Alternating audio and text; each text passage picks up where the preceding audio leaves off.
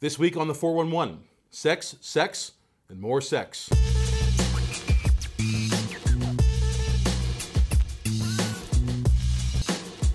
Leading off the show this week, former CIA Director David Petraeus gave up his position as head spook, citing an affair with his biographer Paula Broadwell. The affair and ambience scandal is too sordid and tangled to go into here, but suffice it to say that the country has lost another highly functioning man who's fallen prey to his heart, or his lower brain as the case may be. In a related story, Loop 21's Aaron Morrison posted a fascinating piece on reports that the hormone oxytocin has been found to help prevent men from cheating. The piercing study published Tuesday in the Journal of Neuroscience discovered that men who inhaled small amounts of the hormone were deterred from pursuing attractive subjects and tended to stay in their monogamous and very boring relationships. I added boring.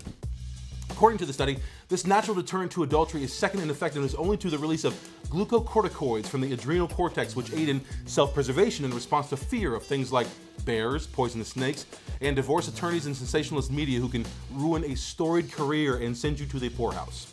Ain't love grand? Speaking of forbidden love, a 23-year-old man has accused Elmo puppeteer Kevin Clash of engaging in underage sex with him whilst he was a minor. It's disgusting. You know, Mitt Romney wasn't so far off when he coldly suggested he would cut funding to the beloved PBS show if this is the kind of tawdry and lewd behavior that's going on down at Al Qaeda Sesame. You know, I guess that's what happens when you have your hand up a little red puppet's butt for years on end. What's the world coming to? Toss out all those DVDs, burn all the toys, unfriend him on Facebook. Wait, it's just in. The unidentified man is now asserting that his relationship with Mr. Clash was actually consensual and occurred when he was an adult and not a minor. So great, okay. Phew. Don't burn those dolls after all. Don't break the DVDs. You don't have to unfriend him. The world is back to normal.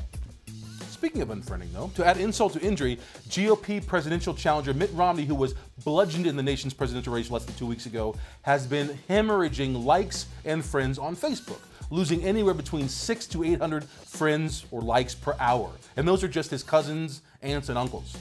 In a related story, no pun intended, if you think Mitt Romney has it bad, consider Romney-Ryan acolyte Eric Hartsberg, who was bold enough to have his face tattooed with the Romney-Ryan campaign icon during the fervor of this election cycle. As a result of Mr. Romney's inglorious defeat last week, Mr. Hartsberg is reportedly enduring a bit of disappointment, suggesting that where most people would have egg on their face, he has, well, Romney-Ryan on his face. Read into that what you will. See, I don't find this type of bold and permanent gesture odd at all. We can all fall in love with our candidates.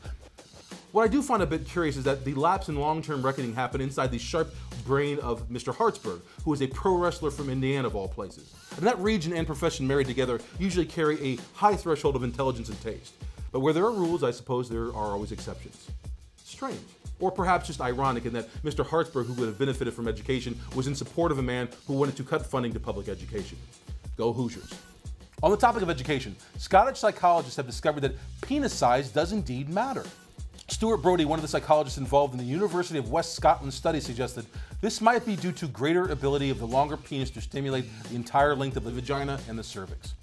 According to the study, quote unquote, most of the 323 women who were interviewed say they reached orgasm easier when the man is more than average size, leading the modestly endowed scientists to suggest that their work was far from over, arguing that they needed more funding to find more drunk queds in bars, subjects to study, who weren't so, and this is a clinical term, stuck up and hopefully virgins. One of the scientists cleaned his glasses and suggested that the subjects needed to loosen up and they should stop hitting the oxytocin from the earlier story. In case you were wondering what the average size is, it's 5.8 inches. Not so ironically, it's about the same size as the Romney tattoo plastered across the guy's face. It's like from here to here. This is like 9 inches. What? You know what they say about guys with big hands and big feet? Huge gloves and even huger egos.